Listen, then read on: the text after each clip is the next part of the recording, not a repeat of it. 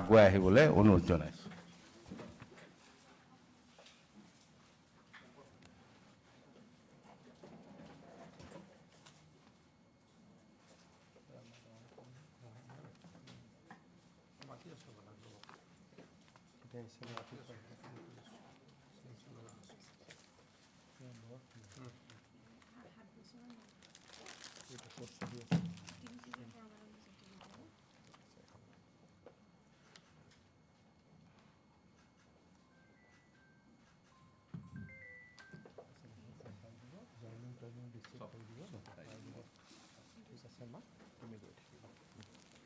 মই পিছত লগ পাম হা।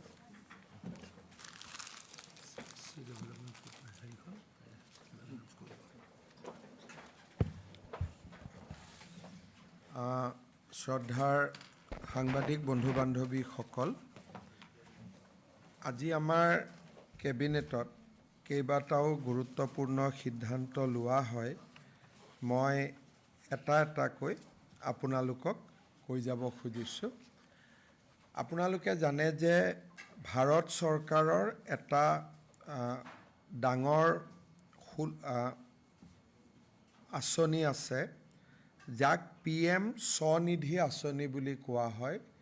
ইয়াৰ দ্বাৰা ষ্ট্ৰীট ভেণ্ডৰসকলক বেংকে উইদাউট মৰ্টগেজ তেওঁলোকে ঋণ আগবঢ়ায় আৰু প্ৰথম ঋণটো ঘূৰাই দিলে দ্বিতীয় ঋণটো অট'মেটিকেলি বেংকে দিয়ে। এই PM স্বনিধিখন আগতে অকল মিউনিচিপালিটি এৰিয়াত আছিলে। আজি ৰাজ্য চৰকাৰে আমাৰ চেনচাছ টাউনবিলাকলৈকেও এক্সটেণ্ড কৰাৰ বাবে সিদ্ধান্ত গ্ৰহণ কৰে।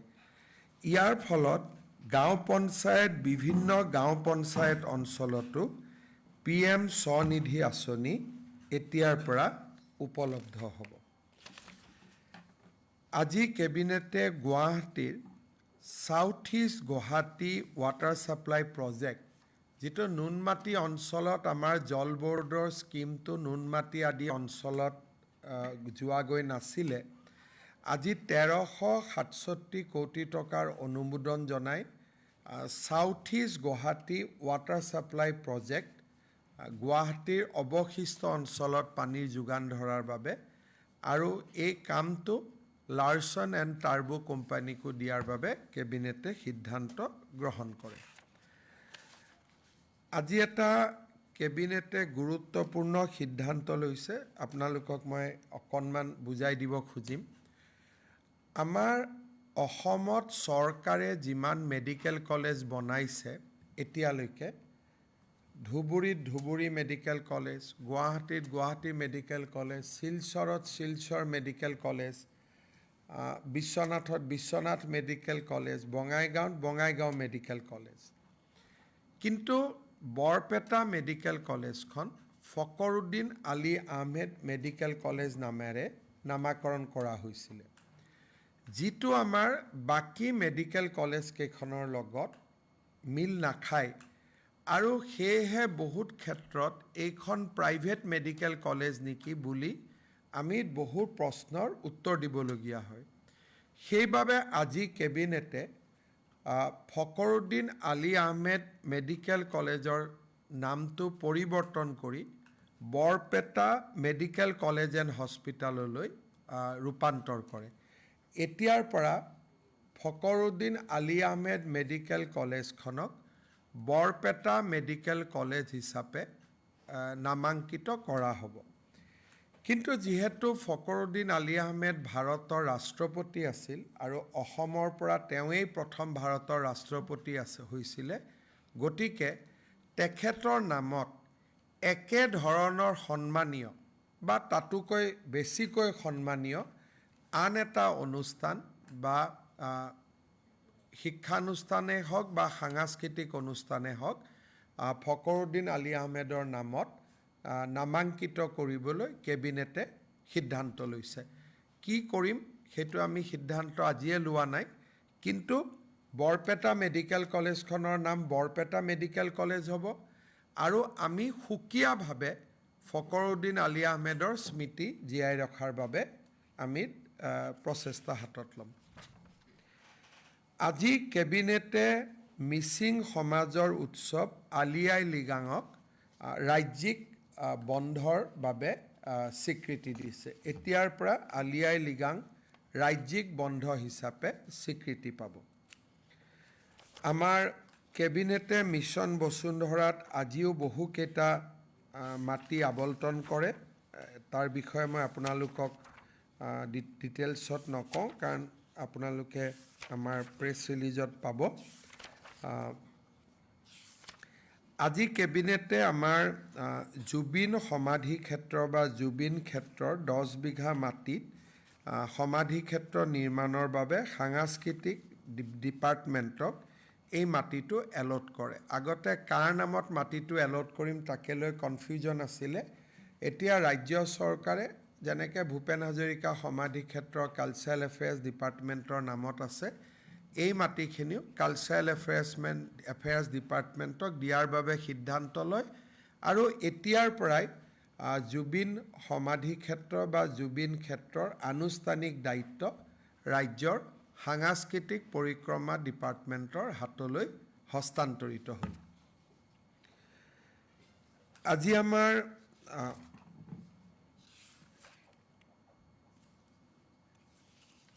ৰাজ্য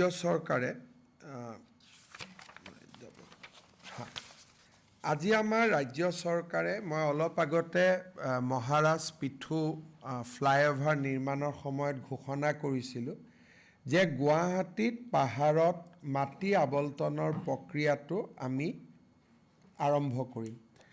আৰু তাত আগত যিবিলাক কনষ্ট্ৰেইন আছিল, শ্লোপ আদি বিভিন্ন কাৰণত মাটিৰ পট্টা দিয়া হোৱা নহৈছিলে, আজি আমি কেবিনেটত সকলো ৰিলেক্স কৰি গুৱাহাটীৰ পাহাৰত দিছপুৰত 452 ঘৰ, গুৱাহাটী ৰেভিনিউ চাৰ্কুলত 338 ঘৰ আৰু আজাৰাত 26 ঘৰ পৰিয়াললৈ, টোটেল 816 পৰিয়াললৈ আমি মাটিৰ পট্টা দিছোঁ।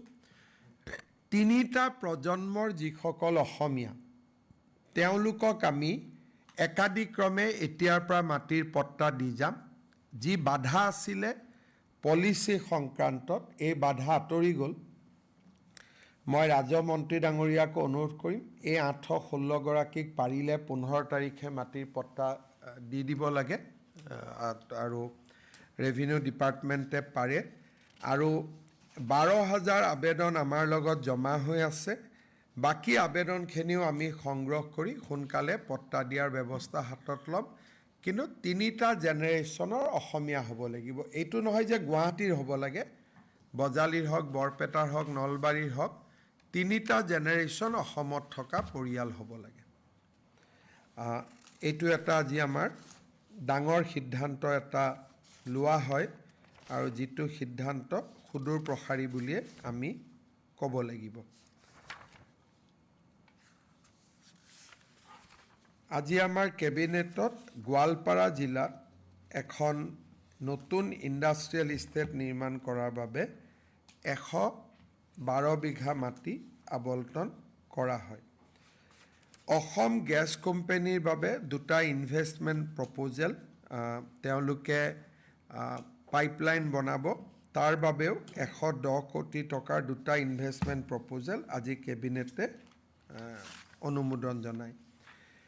উদ্যোগিক ক্ষেত্ৰত novel biofuels limited, star cement, iconic glass limited, Jericho food and beverage limited, Buildex industry private limited আৰু আইনক্স ছ'লাৰ লিমিটেড। এই আইনক্স ছ'লাৰ লিমিটেড, এই ইণ্ডাষ্ট্ৰিটোৱে ছ'লাৰৰ মডিউল বনাব, ছ'লাৰ প্লাণ্ট বনাব। সেই যিটোত মডিউল বনায়, টিংখঙত ইয়াক এষ্টাব্লিছ কৰা হ'ব। টোটেল 6টা ইনভেষ্টমেণ্ট প্ৰপ'জেল আজি কেবিনেটে 24,800 কোটি টকাৰ 6টা ইণ্ডাষ্ট্ৰিয়েল প্ৰপ'জেল আজি কেবিনেটে অনুমোদন কৰে। আজি কেবিনেটে Kokrajhar university, Nagaon university, Gurucharan university, north Lakhimpur university, Jagannath Baruah university, Sivasagar university, Bongaigaon university, এই গোটেইকেইখন নতুন বিশ্ববিদ্যালয়ৰ ফাৰ্ষ্ট ইছ্যু আৰু ফাৰ্ষ্ট অৰ্ডিনেন্সখন অনুমোদন জনায়। বিহালীত আমি এখন অভিযান্ত্ৰিক মহাবিদ্যালয় নিৰ্মাণ কৰি আছিলোঁ, নিৰ্মাণ সম্পূৰ্ণ হৈছে।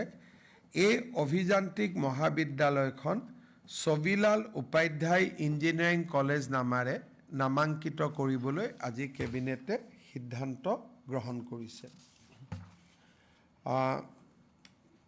আজি এটা কেবিনেটত গুৰুত্বপূৰ্ণ সিদ্ধান্ত লোৱা হয়। কমিউনিটি কেইটাৰ নাম আমি ক'ম আপোনালোকক, মোৰ লগত ৰেডিলি নাই। 37টা টি গাৰ্ডেন কমিউনিটি আছে, ক'লে ইমান দিনে OBCৰ মৰ্যাদা পোৱা নাছিল। আজি আমি টি গাৰ্ডেনত বসবাস কৰি থকা 37 কমিউনিটি, যোনে ইমান দিন OBC বা MOBCৰ মৰ্যাদা পোৱা নাছিল, তেওঁলোকক আজি ৰাজ্য চৰকাৰে OBCৰ মৰ্যাদা দিবলৈ সিদ্ধান্ত গ্ৰহণ কৰে। মই কমিউনিটি কেইটাৰ নাম আপোনালোকক কৈছোঁ।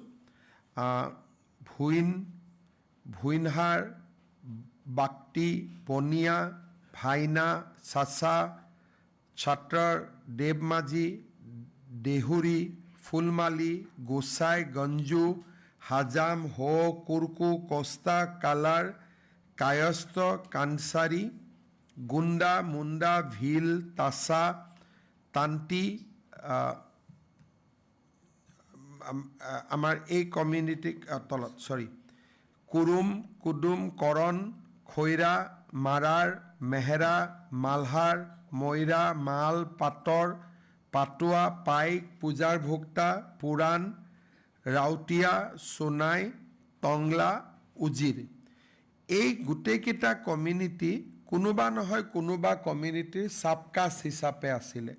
কোনোবা কমিউনিটি কুৰ্মীৰ চাবকাষ্ট, কোনোবা কমিউনিটি তাছাৰ চাবকাষ্ট আছিলে। আজি আমি ইণ্ডিপেণ্ডেণ্টলি, স্বতন্ত্ৰভাৱে তেওঁলোকক আজি আমি OBCৰ মৰ্যাদা দিয়াৰ সিদ্ধান্ত গ্ৰহণ কৰোঁ।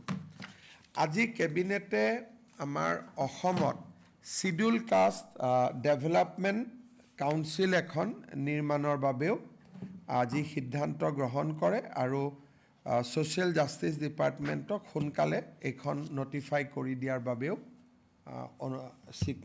অনুমোদন জনায়। মুঠৰ ওপৰত কেবিনেটত আজি লোৱা এই সিদ্ধান্তকেইটাই আছিল। আৰু নিৰ্বাচনৰো পৰিৱেশ, হয়তো ৰাজ্য চৰকাৰৰ এইখনেই মডেল কোড অফ কণ্ডাক্টৰ আগতে শেষ কেবিনেট হ'বও পাৰে। কিন্তু যদি নিৰ্বাচন বিহুৰ পিছলৈকে যায়, তেতিয়াহ'লে ডেফিনেটলি আৰু কেবিনেট বৈঠক হ'ব। কিন্তু যদি নিৰ্বাচন বিহুৰ আগত হয়, তেতিয়াহ'লে এইখনেই শেষ কেবিনেট বৈঠক হ'ব। আৰু মোটামুটি আমাৰ হাতত যিমান দায়িত্ব আছিল আমি গোটেইবোৰ শেষ কৰিছোঁ। বহুতবিলাক এইবাৰ কেবিনেটত সিদ্ধান্ত হৈছে, বহু কেবিনেটো বহিছে। কোনোবা এটা দিন আপোনালোকক আমাৰ যোৱা 5 বছৰত হোৱা গোটেই কেবিনেটৰ সম্পূৰ্ণ কি ধৰণে আমি কিমান কাম কৰিলোঁ, কি নকৰিলোঁ, কেতিয়াবা লগ পালে আমি ভালকৈ কথা পাতিম। কিবা সুধিবলগীয়া আছে যদি সুধিব পাৰে।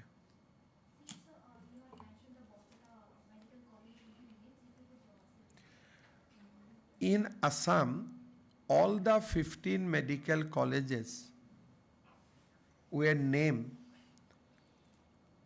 in relation with the geographical entity. Like Guwahati Medical College is Guwahati Medical College, Dhubri is Dhubri Medical College. But somehow Borpeta Medical College was named as Fakhruddin Ali Ahmed Medical College. That has led to certain confusion, and many times people feels that that is a private medical college, because all the other medical colleges, 15 medical colleges have been named in relation to a geographical entity or geographical location. Today we have decided to rename Fakhruddin Ali Ahmed Medical College as Borpeta Medical College. But while renaming, Cabinet has also taken a decision to name another institution befitting to the stature of former President of India, Fakhruddin Ali Ahmed, and Cabinet authorized Chief Minister to do that immediately. Mr. Chief Minister, if you can also brief about the upcoming visit of the Prime Minister and Union Home Minister. Honorable Prime Minister will come to Assam with a two-day visit, two-day programs. First, he will arrive in Kokrajhar and he will dedicate various projects to the nation from Kokrajhar. There are few specific projects of Kokrajhar which will also will be either inaugurated or foundation stone will be laid by Honorable Prime Minister. 13 evening he will come to Guwahati and he will release one installment of Kisan Samman Nidhi from Guwahati itself. But the highlight of the visit will be the distribution of land pattas to tea garden community. Tea garden communities are living in Assam for last 200 years, but they have not got land rights till today. So, the first land patta or land rights certificate will be given by Honorable Prime Minister to a deserving tea garden workers. Followed by that, in entire Assam, the tea garden land ownership distribution program will be kicked off. He will also dedicate the Kopili hydropower project, a state government project of 150 megawatts, which we have completed, to the nation. There are almost projects worth 10,000 crores, which he will dedicate from Guwahati.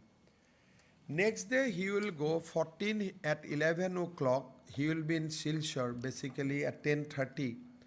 And he will lay the foundation stone of Silchar-Guwahati Express Highway, which will be constructed at a cost of 22,000 crores. There are some more projects which he will dedicate to the nations, and then he will leave for Calcutta. So this will be, there will be 3 meetings in 3 different parts of Assam. Sir, আৰু এটা মই প্ৰশ্ন সুধিব বিচাৰিছিলোঁ কেবিনেটৰ বা এইটো লৈ নহয় কালি এখন প্ৰেছ মিট দিছিল ঠিকাভিত্তিক শিক্ষকে যোনটো তেওঁলোকৰ আছিল যে আপোন ঘৰ আৰু আপোন বাহনৰ যি ঋণ দিয়া চৰকাৰে কৰিছিল সেইখিনি বেংকৰ ফালৰ পৰা তেওঁলোকৰ 4-5 মাহৰ পৰা বন্ধ হৈ আছে তেওঁলোকৰ ফালৰ পৰা হেতু এটা মই গম নাপাওঁ মই বেংকৰ লগত কথা পাতিলোঁ আৰু তো একো নাই বিশেষ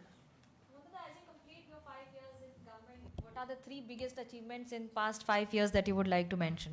अरे हम तो क्या 3-4 कर ही नहीं पाऊंगा हर दिन कुछ ना कुछ करते रहता हूँ फिर भी हमारा मैनिफेस्टो बनी रहा है उसमें लिखा जाएगा आज ही दिन में 3 बड़ा काम कर लिया सुबह 40 लाख माताओं को 9 लाख रुपया मिला 9,000 मिला 3,600 crores biggest DBT of Assam science city बनाया कलकत्ता से भी कलकत्ता साइंस सिटी से भी बड़ा हुए हैं तो आपको देखना सही है फिर फ्लाईओवर का इनॉग्रेशन किया तो एक ही दिन का 3 काम होते हैं तो 5 साल में हर दिन कोई ना कोई एक अच्छा काम हुआ ही है আজি আপুনি উল্লেখ কৰিছে যে আজি হয়তো শেষ কেবিনেট হ'ব ইমান এখন চৰকাৰে অসংখ্য কেবিনেট হল বহু সিদ্ধান্ত লল আপোনাৰ কেনে ধৰণৰ হেতুত যে কোনটো সিদ্ধান্ত ললো বা কেবিনেটত লৈ কথা নহয় অসমখন এখন প্ৰশাসনিক ৰাজ্য হিচাপে আমি প্ৰতিষ্ঠা কৰিলো সকলো ডাঙৰ ৰাজ্যতে প্ৰতি সপ্তাহত কেবিনেট হয় এটা সিস্টেম আছিল যিবোৰ অসমত কেতিয়াও সিস্টেম নাছিল কোমানা ৰাতিপুৱা এখন কেবিনেট হৈ গল 2 মাহ নহয় আমি অসমক প্ৰশাসনিক দিশৰ পৰা এখন চৰকাৰলৈ ৰূপান্তৰ কৰিলো যিখন আগত চৰকাৰে নাছিল গোলাপ বৰবৰাৰ সময়ত প্ৰতি সপ্তাহত কেবিনেট হৈছিল মাজত একো নোহোৱা হৈ গৈছিল এতিয়া এটা সিস্টেমত আহি গল গৱৰ্ণমেণ্টখন গতিকে বাকিটো সিদ্ধান্ত কি লোৱা হৈছে নাই লোৱা আপোনালোকক তো আমি প্ৰতি সপ্তাহ জনায়ে থাকো প্ৰধানমন্ত্ৰী ডাঙৰীয়া 13 তাৰিখে দুপৰীয়া 2টা বজাত কোকৰাঝাৰত আহি উপস্থিত হ'ব BTC একৰ্ডত আমি ৰেলৱে কোচ ৰিপেয়াৰিঙৰ যিটো ফেক্টৰীৰ কথা কৈছিলোঁ তাত বাছবাৰীত হ'ব তাৰ আধাৰশিলা প্ৰধানমন্ত্ৰী ডাঙৰীয়াই কৰিব ৰাজ্য চৰকাৰৰ অসমমালা প্ৰজেক্ট প্ৰধানমন্ত্ৰী ডাঙৰীয়াই আৰম্ভ কৰিব আৰু BTCৰ বাবে গুৰুত্বপূৰ্ণ 6খন ডাঙৰ দলঙৰ আধাৰশিলা প্ৰধানমন্ত্ৰী ডাঙৰীয়াই কৰিব আৰু 3খন নতুন ৰেল সেৱা প্ৰধানমন্ত্ৰী ডাঙৰীয়াই সিদিনাখন আৰম্ভ কৰিব ভাৰত চৰকাৰৰ ৰেলৱে ডিপাৰ্টমেণ্টৰো কেইবাটাও প্ৰজেক্ট তেওঁ উদ্বোধন কৰিব সন্ধিয়া তেখেত গুৱাহাটীলৈ আহিব জ্যোতি বিষ্ণু কলা আন্তৰ্জাতিক কলা মন্দিৰত চাহ বাগিচাৰ শ্ৰমিকসকললৈ যি আমি পট্টা দিয়াৰ কাৰ্যসূচী হাতত লৈছিলোঁ তাৰ প্ৰথমখন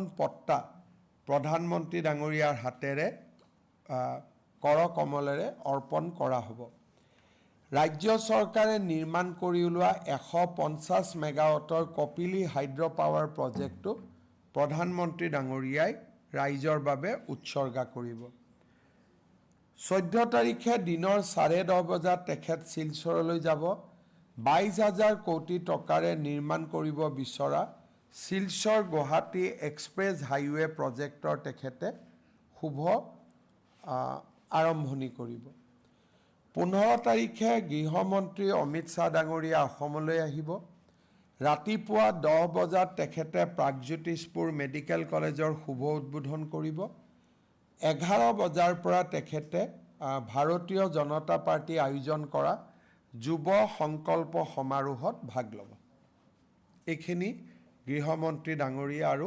প্ৰধানমন্ত্ৰী ডাঙৰীয়াৰ অসম ভ্ৰমণৰ কাৰ্যসূচী স্যাৰ ৰাজীৱ হদিয়াৰ পত্নীক আজি নিযুক্তি প্ৰদান কৰা হ'ল আমি যি ধৰণে কমিটমেণ্ট কৰিছিলোঁ ৰাজীৱ হদিয়াৰ পত্নী উপাসনা তেখেত উপাসনা বকলিয়াল গগৈ তেখেতক আজি আমি তিনিচুকীয়া জিলাৰ সাব ৰেজিষ্ট্ৰাৰ অফিচত গ্ৰেড 3 পোষ্ট এটাৰ নিযুক্তি পত্ৰ প্ৰদান কৰিলোঁ सर राहुल गांधी ने फिर से मजाक उड़ाया AI समिट का मेरा कोई इंटरेस्ट अभी नहीं है मैं आशीर्वाद यात्रा से आया हूँ अभी आध्यात्मिक मूड में हूँ मैं और किबा আছে না ঠিক আছে थैंक यू